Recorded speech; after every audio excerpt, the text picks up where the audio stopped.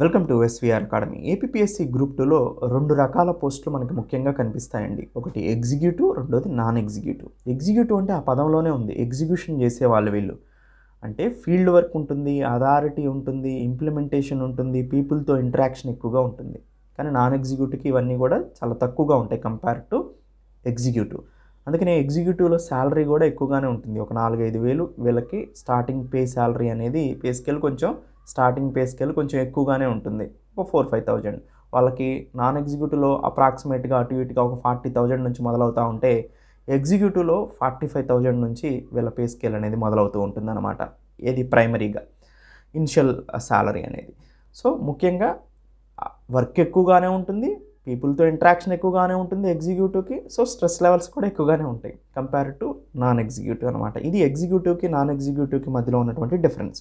ఒకసారి కొన్ని ఇంపార్టెంట్ పాయింట్స్ని చూస్తే, అథారిటీ ఎగ్జిక్యూటివ్కి ఎక్కువగా ఉంటుంది, నాన్ ఎగ్జిక్యూటివ్తో పోలిస్తే ఫీల్డ్ వర్క్ ఎక్కువగా ఉంటుంది, డెసిషన్ మేకింగ్ పవర్ ఉంటుంది, పబ్లిక్ ఇంటరాక్షన్ ఎక్కువగా ఉంటుంది, రెస్పాన్సిబిలిటీస్ ఎక్కువగా ఉంటాయి. ఆటోమేటిక్గా యూజువల్లీ స్ట్రెస్ లెవెల్స్ కూడా హైగా ఉంటాయి కంపేర్ టు నాన్ ఎగ్జిక్యూటివ్. అందుకని ఏఎస్ఓని ఎక్కువగా ఇష్టపడుతూ ఉంటారు.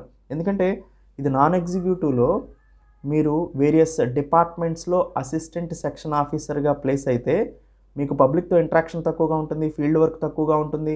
జస్ట్ ఆఫీస్లో ఒక క్లర్క్ ఎలా అయితే వర్క్ చేస్తున్నాడో అలా మీకు వర్క్ ఉంటుందన్నమాట. అందుకని ఏఎస్ఓని ఎక్కువగా ఇష్టపడుతూ ఉంటారు compare to all others.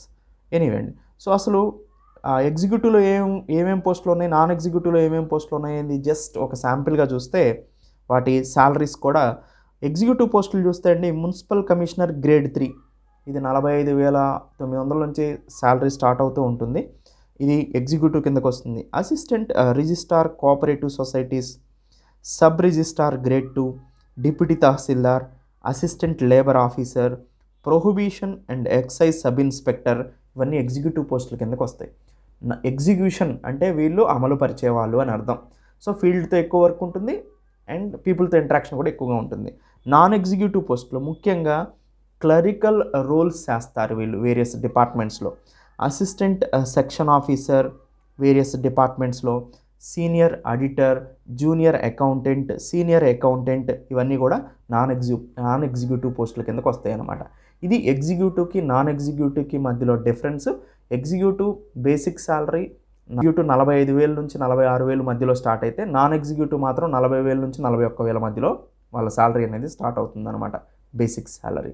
So ఇది executive, non executive APSC group 2లో ఉన్నటువంటి పోస్టులు. Thank you. Have a nice day.